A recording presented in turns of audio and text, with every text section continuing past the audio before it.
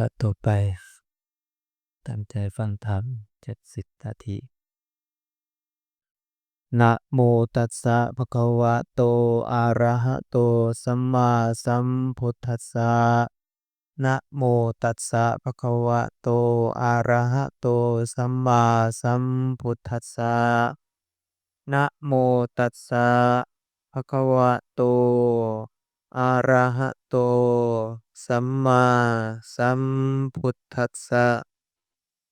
นามะนุญญัง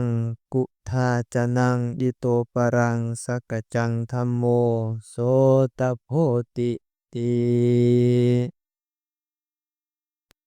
ก่อนอื่นขอน้อมแด่แด่คุณพระศรีรัตนตรัยคุณพระพุทธคุณพระธรรมคุณพระสงฆ์ขอการนมัสการพระเดชพระคุณญาติใหญ่คำวันติกาบิโลพร้อมด้วยคณะสงฆ์ทุกองค์ทุกรูปพร้อมเคารพ ขอสุขีเจริญพรสุขีเจริญธรรมอันสว่างไสวัยอันงดงามงอกงามจงเกิดขึ้นแก่ทุกดวงใจที่ทุกท่านทุกคนได้น้อมจิตน้อมใจเข้ามาสู่วัดมาทำบุญในทานในมื้อนี้ขอให้ญาติโยมทุกท่านทุกคนนั่งฟังแบบสำบาย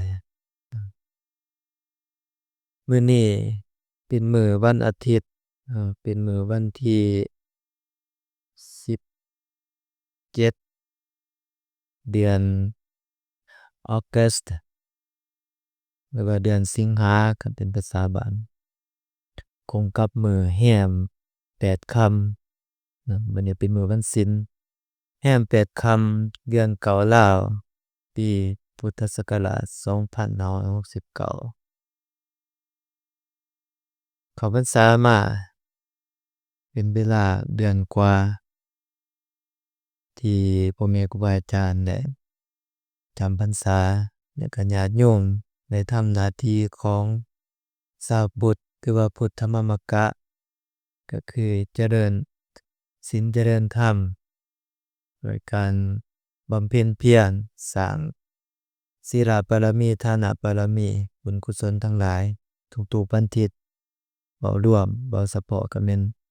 หลายท่านหลายคนก็ทำอยู่บ้านอยู่เรือนก็มีขออนุโมทนาบุญนำธรรมามื้อนี้ถือว่าเป็น topic เป็นหัวข้อหนึ่งที่มีความสำคัญเหมือนดังพุทธพจน์หรือว่าพุทธประสิทธิ์ที่พระพุทธองค์เราเคยได้ตรัสไว้กล่าวไว้ว่านัมมะนุญญังกุทาจนังอันนี้เป็นภาษาบาลีถ้าแปลเป็นภาษาลาวเราก็ว่าในการใดๆก็บ่ควรที่จะกล่าววาจาบ่น่าพึงพอใจเพราะว่าวาจาเป็นอาวุธหนึ่งที่สำคัญอยู่ในร่างกายของมนุษย์เราทุกคนเราใส่อาวุธนี้เพื่อการสื่อสารกับอีกบุคคลหรือว่ากับสัตว์ต่างๆที่มีความเข้าใจตระหนักรู้กับคำเว้าหรือว่ากับการสื่อสารของมนุษย์เราใส่คำเว้าในการสื่อสารเพื่ออยากให้ฝ่ายตรงกันข้ามเข้าใจแล้วก็รับรู้ว่าเราสื่อสารหยังออกไปเราก็ต้องได้ใช้วาจาเป็นอาวุธหรือว่าเป็นเครื่องมือการสื่อสารถึงเราจะนับถือศาสนาแตกต่างกันหรือว่าใช้ภาษาแตกต่างกันแต่ว่าเว้ารวมแล้วก็แม่นใช้ภาษาในการสื่อสารใช้วาจาในการสื่อสารเพราะฉะนั้นวาจาเป็นสิ่งที่สำคัญก่อนเราจะได้เปล่งวาจาคำบอกอันใดอันหนึ่งออกมาก็ต้องได้ตึกตองหรือว่าได้คิดได้ใคร่ได้ครวญหาเหตุผลเพราะว่าถ้าว่าเราผิดพลาดในการสื่อสาร คำเว้าอันใดก็แล้วแต่เนาะแต่เฮ็ดให้ฝ่ายตรงกันข้ามบ่มีความเข้าใจแล้วก็บ่ยำเกรงอยู่ในคำเว้าที่เราสื่อสารออกไปเพราะฉะนั้นมันจึงสำคัญในการอยู่ร่วมกันโดยเฉพาะที่เรานับถือพุทธศาสนาทางครูบาอาจารย์ก็ได้อบรมได้เว้าได้เทศนาให้ฟังตลอดเนาะให้เราอยู่ในกรอบหรือว่าอยู่ในศีลอยู่ในธรรมนั่นเองถ้าเราอยู่นอกกรอบเมื่อใดหรือว่าอยู่นอกศีลนอกธรรมเมื่อใดมันก็สิมีปัญหาเกิดขึ้นบ่ต่างหยังกับเราใช้ชีวิตอยู่ในครอบครัวเนาะมันก็ต้องมีกฎมีเกณฑ์มีระเบียบทุกคนต้องได้เฮ็ดตามกฎตามระเบียบที่เราได้เว้าได้ว่ากันว่าว่าสิเป็นกับลูกกับหลานเราก็ต้องมีกฎเกณฑ์หรือว่ามีกฎระเบียบถ้าว่าลูกหลานคนนั้นครับออกนอกกฎที่เราเคยได้เว้าได้ว่ามันก็สินำปัญหามาสู่ชีวิตแต่ละครอบครัวเราชาวพุทธก็เช่นเดียวกันเพราะฉะนั้นเราจึงมีศีล5เป็นที่ตั้งในการใส่วาจาในการเข้าสังคมในการเว้าการว่ากับเพื่อนมนุษย์ด้วยกันเนาะเว้าแนวใดให้เกิดสันติสุขเว้าแนวใดให้เกิดความสมานสามัคคีเว้าแนวใดให้ฝ่ายตรงกันข้ามเกิดความปลื้มปิติยินดีและเว้าแนวใดให้มีความเป็นประโยชน์ทั้งสองฝ่ายเพราะฉะนั้นเพิ่นจึงมีมงคล38เนาะในข้อหนึ่งเพิ่นเอิ้นว่าสัมมาวาจาเออวาจาสอบมันเคยตัดว่าคำว่าวาจาสอบเราเว้าแบบใดจั่งสิถูกต้องในทางหลักพุทธศาสนาหรือว่าเราเป็นชาวพุทธเนาะอันที่หนึ่งเพิ่นว่าเว้าถูกต้องเนาะอันที่สองบ่เว้าใส่ร้ายคนอื่นอันที่สามบ่เว้าตั๋วและอันที่สี่บ่เว้าไปเรื่อยเปื่อยหรือว่าเว้าแบบบ่มีประโยชน์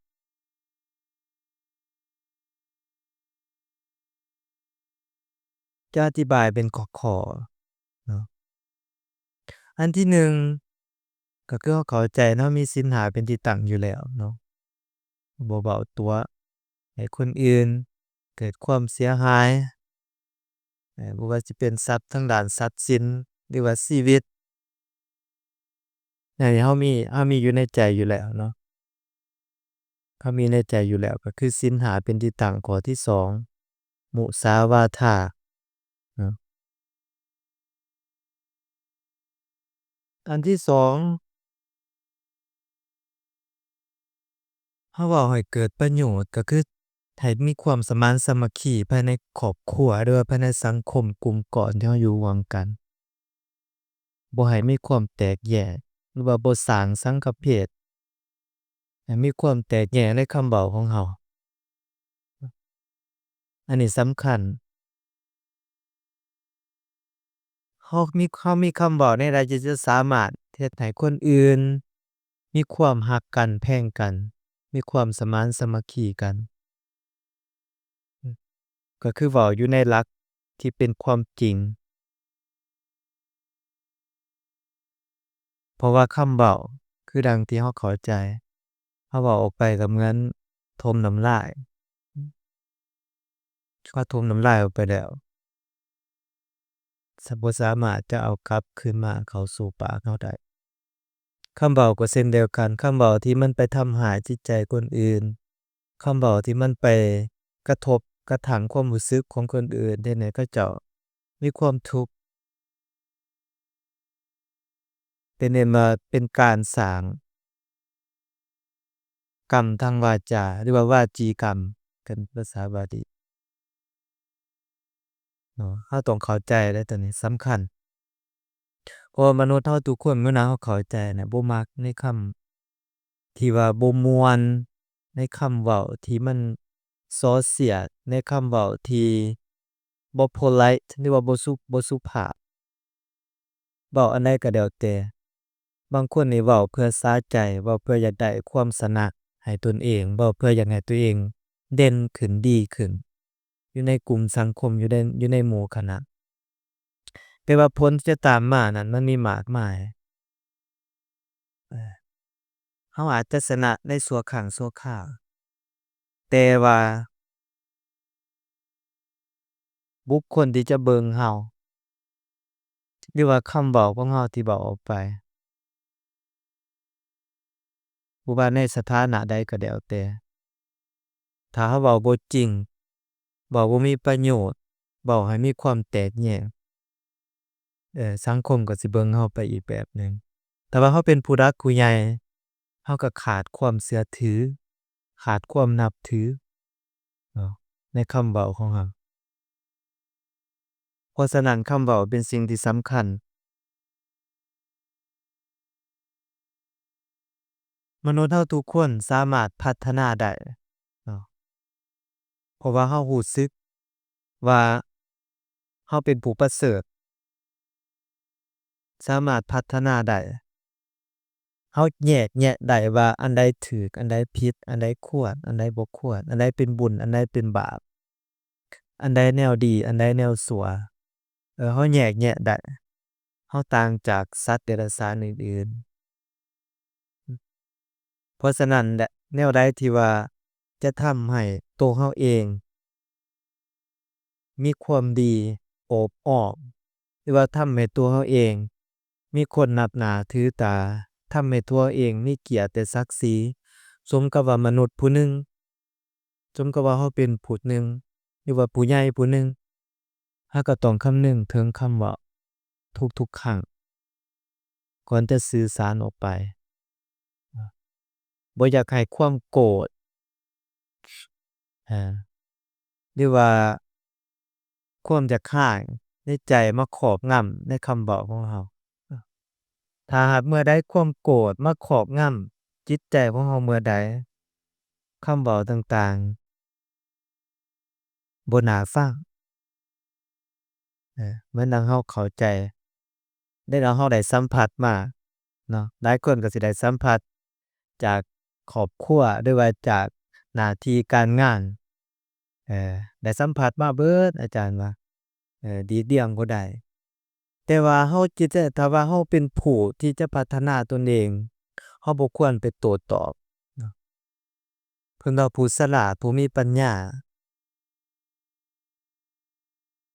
เราบ่ควรไปโต้ตอบเพราะเราเข้าใจว่าถ้าเราโต้ตอบไปมีแต่ปัญหาเกิดขึ้นมีแต่ความวุ่นวายเกิดขึ้นมีแต่ความแตกแยกเกิดขึ้นอยู่ในครอบครัวหรือว่าอยู่ในสังคมเพิ่นเอิ้นว่าสงครามทางวาจาเนาะเป็นการสร้างวาจีกรรมให้กับตัวเราเองเพราะฉะนั้นให้เราตระหนักอยู่ตลอดให้มีสติสิ่งที่สำคัญเนาะก่อนจะเว้าอันใดก็แล้วแต่ทบทวนใคร่ครวญโยนิโสตึกไตร่ตรองหาค้นเหตุและผลความเป็นจริงเนาะเราบ่เว้าด้วยอารมณ์ชั่ววูบบ่เว้าด้วยอารมณ์ที่โกรธแค้นนะถ้าว่าเราเว้าออกไปแล้วมันดังที่เคยได้ว่าเอากลับคืนมาบ่ได้มันก็สร้างบาดแผลให้กับผู้คนที่ได้รับฟังเนาะสร้างบาดแผลเลิกเด้บางคนนี่เว้าเจ็บๆเอาไม้ไปตีฟาดแรงๆยังบ่เจ็บเท่าคำเว้าความเจ็บความปวดแล้วก็บางคนก็ฝังไว้ในใจอีกลืมบ่ได้เพราะว่ามันเป็นคำเว้าที่เจ็บปวดบางคนว่าโอ๊ยให้อภัยแต่ว่ามันเกินจะเยียวยาก็มีบางคนในคำที่เว้าสื่อสารออกไปให้กับ คนที่ได้รับฟังเกิดความท้อบ่มีกำลังใจเนาะเกิดความทุกข์ในคำเว้าของเราก็เป็นการสร้างวาจีกรรมแม่นบ่สิ่งที่เราได้โทษกลับขึ้นมาครับมันก็ได้โทษทั้งสองฝ่ายทั้งเราแล้วก็ทั้งเขาถ้าว่าบุคคลที่เขามีปัญญาหรือว่ามีความฉลาดพอเขาจะแยกแยะเนาะแต่ว่าบุคคลที่เขารับบ่ได้ในคำเว้าของเราน่ะบ่ว่าเขาสิโต้ตอบมาแนวใดมันก็มีหลายเหตุผลด้วยการใช้กำลังด้วยการอันใดก็แล้วแต่เนาะเราบ่อาจจะรับรู้ได้ว่าหยังจะเกิดขึ้นเนาะเพราะฉะนั้นวาจาเป็นสิ่งที่สำคัญหลายในการอยู่ร่วมกันอยากให้ทุกคนมีสติเพราะฉะนั้นเราจึงมาฝึกสติบ่ด้วยการฟังธรรมด้วยการเจริญสติด้วยการนั่งสมาธิเพื่ออยากให้เรารู้ทันว่าเราคิดเราทำเราเว้าหยังอยู่ให้รู้ทันพฤติกรรมต่างๆที่เราใช้เนาะอยู่ในร่างกายของเราให้รู้ทันให้รู้ทันความคิดให้รู้ทันคำเว้าให้รู้ทันการกระทำปัญหาต่างๆก็จะบ่เกิดขึ้นเนาะเพราะฉะนั้นสัมมาวาจามื้อนี้เป็นหัวข้อธรรมที่มาขยายความให้กับพวกตนญาติโยมได้เข้าใจแล้วก็ได้ลองไปพินิจพิจารณาไตร่ตรองเหตุผลเนาะว่าอันใดควรอันใดบ่ควรเพราะว่าเราเป็นผู้ฉลาดอยู่แล้วเนาะเป็นผู้ฉลาดอยู่แล้วสามารถพัฒนาได้แนวใดเราผิดพลาดก็เปลี่ยนแปลงแก้ไขปรับปรุงให้มันดีขึ้นเทื่อละน้อยเทื่อละน้อยถึงเราจะตัดบ่ได้บาทเดียวแต่ว่าเราก็มีแนวโน้มที่จะดีขึ้นพัฒนาให้มันดีขึ้นก็ถือว่าเป็นสิ่งที่ดีเป็นสิ่งที่ประเสริฐเนาะกับตรงกันข้ามแนวใดก็อย่าที่มันฝังในตัวเราแก้ไขบ่ได้อันนั้นหนักหน่วงหนักหน่วงหนักไปหน้ามีแต่สร้างกรรมให้ตนเองแล้วกันเป็นต้นเพราะฉะนั้นขอฝากธรรมะมื้อนี้สัมมาวาจาให้กับพ่อแม่ตัวญาติโยมได้เป็นข้อคิดในการใช้ชีวิตประจำวันในการอยู่กับครอบครัวในการอยู่ในสังคมหรือว่าอยู่ในอ่าอยู่ร่วมโลกมนุษย์เดียวกันเนาะหวังว่าจะเป็นประโยชน์ให้กับทุกท่านทุกคนที่ได้รับฟังก็ขอให้บุญกุศลที่ทุกท่านทุกคนได้สดับรับฟังธรรมเทศนาได้บริจาคทานได้สมาทานเอาศีลก็ขอให้คุณความดีทั้งหลายขอให้สะท้อนย้อนกลับไปหาพ่อแม่ญาติโยมทุกท่านทุกคนให้พบแต่ความสุขความสมหวังความเจริญความสงบในตนเองในครอบครัวในสังคมเนาะสมปรารถนาทุกประการสามารถหลุดพ้นออกจากความทุกข์ทั้งปวงได้ถึงสุข